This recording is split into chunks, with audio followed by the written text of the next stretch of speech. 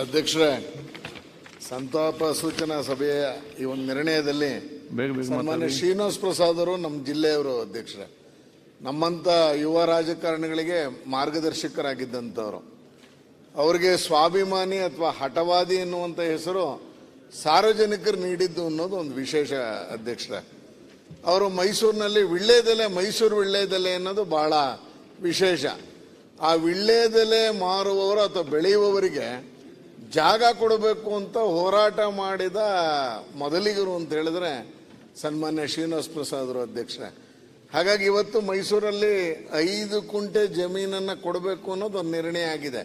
ಅದರ ಪ್ರೇರಕ ಶಕ್ತಿ ಯಾರು ಅಂದರೆ ಸನ್ಮಾನ್ಯ ಶ್ರೀನಿವಾಸ್ ಪ್ರಸಾದ್ ಅವರು ಅಂತ ಹೇಳಕ್ ಬಯಸ್ತೀನಿ.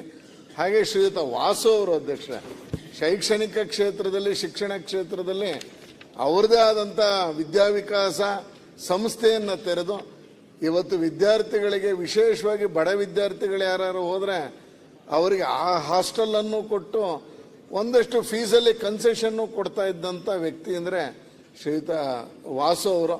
ಅವರಿಬ್ಬರ ನಿಧನಕ್ಕೆ ಅಪಾರವಾದಂಥ ಸಂತಾಪವನ್ನು ಈ ಸಂದರ್ಭದಲ್ಲಿ ವ್ಯಕ್ತಪಡಿಸ್ತೀನಿ ಅಧ್ಯಕ್ಷ. ಕೃಷ್ಣಪ್ಪರು.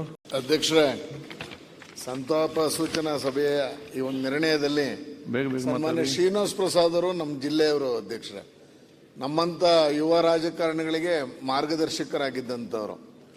ಅವರಿಗೆ ಸ್ವಾಭಿಮಾನಿ ಅಥವಾ ಹಠವಾದಿ ಎನ್ನುವಂಥ ಹೆಸರು ಸಾರ್ವಜನಿಕರು ನೀಡಿದ್ದು ಅನ್ನೋದು ಒಂದು ವಿಶೇಷ ಅಧ್ಯಕ್ಷರೇ.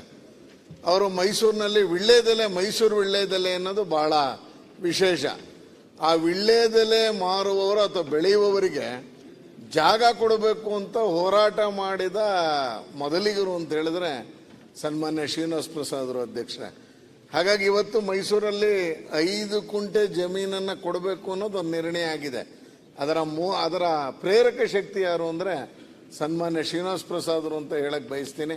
ಹಾಗೆ ಶ್ರೀಯುತ ವಾಸು ಅವರು ಅಧ್ಯಕ್ಷರೇ, ಶೈಕ್ಷಣಿಕ ಕ್ಷೇತ್ರದಲ್ಲಿ ಶಿಕ್ಷಣ ಕ್ಷೇತ್ರದಲ್ಲಿ ಅವ್ರದೇ ಆದಂಥ ವಿದ್ಯಾವಿಕಾಸ ಸಂಸ್ಥೆಯನ್ನು ತೆರೆದು ಇವತ್ತು ವಿದ್ಯಾರ್ಥಿಗಳಿಗೆ, ವಿಶೇಷವಾಗಿ ಬಡ ವಿದ್ಯಾರ್ಥಿಗಳು ಯಾರು ಹೋದರೆ ಅವರಿಗೆ ಆ ಹಾಸ್ಟೆಲನ್ನು ಕೊಟ್ಟು ಒಂದಷ್ಟು ಫೀಸಲ್ಲಿ ಕನ್ಸೆಷನ್ನು ಕೊಡ್ತಾ ಇದ್ದಂಥ ವ್ಯಕ್ತಿ ಅಂದರೆ ಶ್ರೀಯುತ ವಾಸು ಅವರು.